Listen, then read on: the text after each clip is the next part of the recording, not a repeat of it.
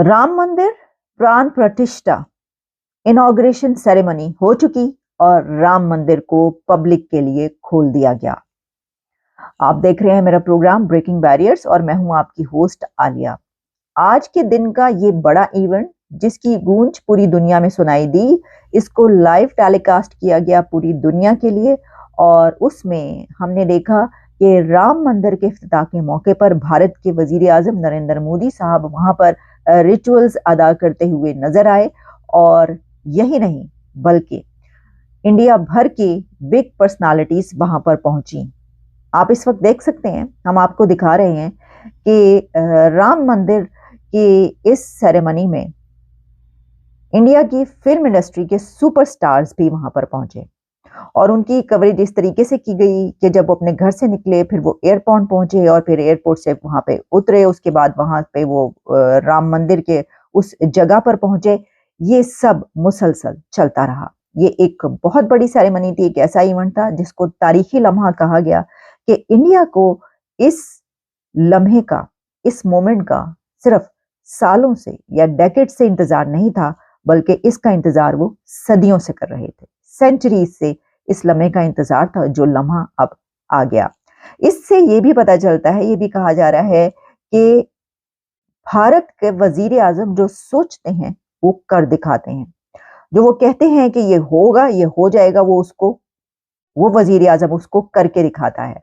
और ये एक ऐसी चीज उन्होंने करके दिखाई जिससे ये कहा जा रहा है कि अब Ayodhya holy city of India एक ऐसे फोर्ट्रेस के तौर पर नजर आ रहा है कि जो जैसे दुनिया के बड़े कुछ ऐसे होली सिटीज होते हैं, जैसे कि वेटिकन कहा जाता है, तो कहा जा रहा है कि अब इंडिया का वेटिकन अयोध्या है।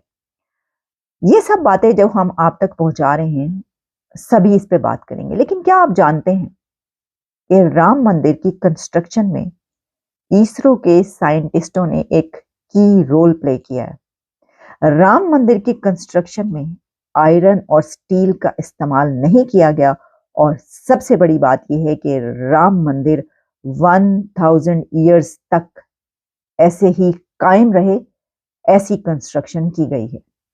तो इसको सालों के लिए, डेकेड्स के लिए, बरसों के लिए नहीं बल्कि सदियों के लिए बनाया गया है।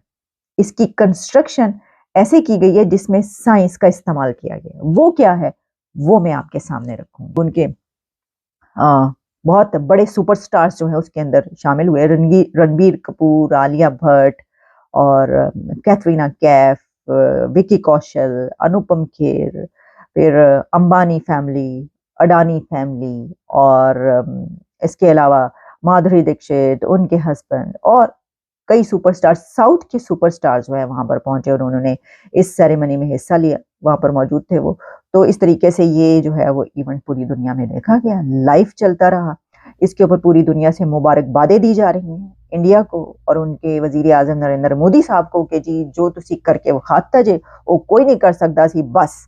तो इसका यकीनी तौर पर बेनिफिट जो है वो इलेक्शन है आगे उनको यकीनी तौर पर मिलेगा। देखें, सिर्फ यही नहीं कि ये, बल्कि मैं देख रही थी कि एक वो तमिलनाडु पहुंचे या शायद अयोध्या जब वो पहुंचे हैं, तो जिस तरीके से सड़क के दोनों तरफ खड़े होकर लोगों ने उनके ऊपर फूलों की बारिश की है, फूल निछावर किए हैं और उनका इस्तकबाल किया है, तो वो तो अपनी मिसाल आप एक ऐसी चीज नजर आई है। और वो मोदी साहब सिर्फ बस यूं करके जा रहे हैं, खड़े हैं और कुछ भी, और इंतहाई वो डाउन टू अर्थ हम्बल तरीके से, और लोग उनके ऊपर अपनी जानें निछावर कर रहे हैं।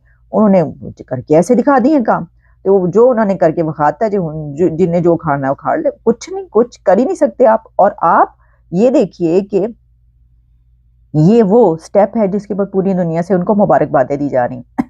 लीडर्स जो मुबारकबादें दे रहे हैं, प्राइम जो न्यूजीलैंड के मिनिस्टर हैं वो क्या कह रहे हैं, बल्कि उन्होंने तो जय श्री राम का नारा तक लगा दिया। David Seymour, I'm the leader of the ACT Party in New Zealand. I'm also the Minister for Regulation in the New Zealand government and the Member of Parliament for Epsom. I'm very pleased to be here today. Jai Shri Ram to the entire Bharat, and what a wonderful celebration of a monument that will last 1,000 years. Congratulate everybody in India, including and especially Mr. Modi for his leadership that has made this construction possible after 500 years. Ready to last another 1,000 years. It's a testament to what people can do. So it's a testament what people can do. और उन्होंने कहा 1000 years के लिए जो है ये यहाँ पर कायम किया गया इसको, यानी 1000 ईयर्स के इस इमारत को, इस बिल्डिंग को, जो दुनिया के हालात के थपेड़े हैं वो इसका कुछ नहीं बिगाड़ सकेंगे। सर्दी हो, गर्मी हो, धूप और सूरज की, बारिश, तूफान, सैलाब, इसका कुछ नहीं बिगाड़ सकेंगे। इसकी वजह ये है कि ये इस तरीके से कंस्ट्रक्शन की गई है कि 1000 ईयर्स तक जो है इसके ऊपर इसका कोई असर नहीं पड़ेगा।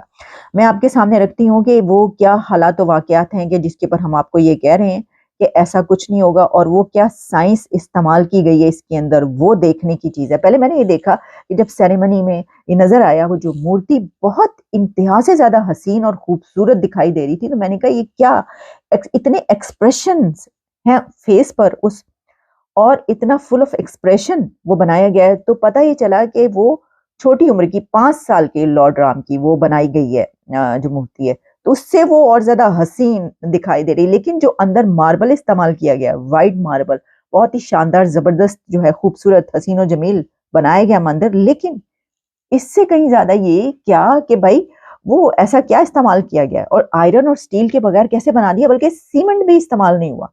2.7 एकर्स ऑफ लैंड जो है टेम्पल टाउन, उसमें temple is 161 feet tall, 235 feet wide and has total length of 360 feet.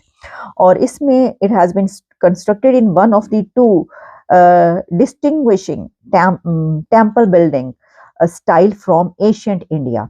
नगारा, नगारा जो है वो एक स्टाइल है जिसको ये बात करें, वैदिक rituals with an amalgamation of modern technology।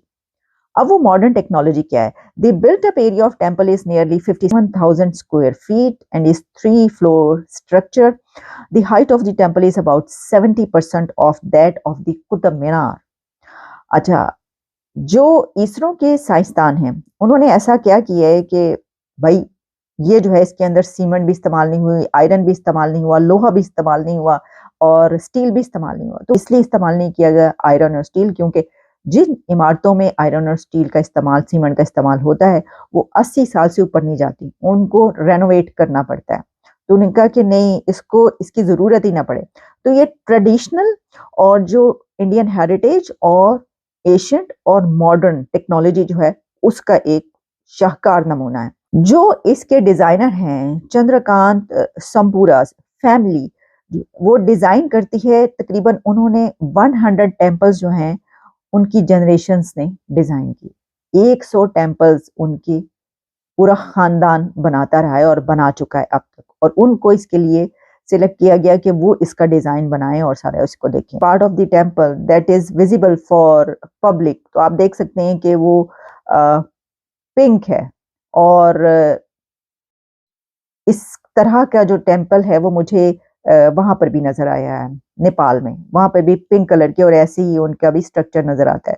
तो ये पिंक सैंडस्टोन है जो आपको स्ट्रक्चर नजर आता है। व्हाइट मकराना मार्बल भी इस्तेमाल किया गया है, और ये इंसिडेंटली वही मार्बल है जो कि ताजमहल में भी इस्तेमाल किया गया है। Very best quality granite, sandstone and marble has been used, and there is no use of cement and lime mortar in the joints.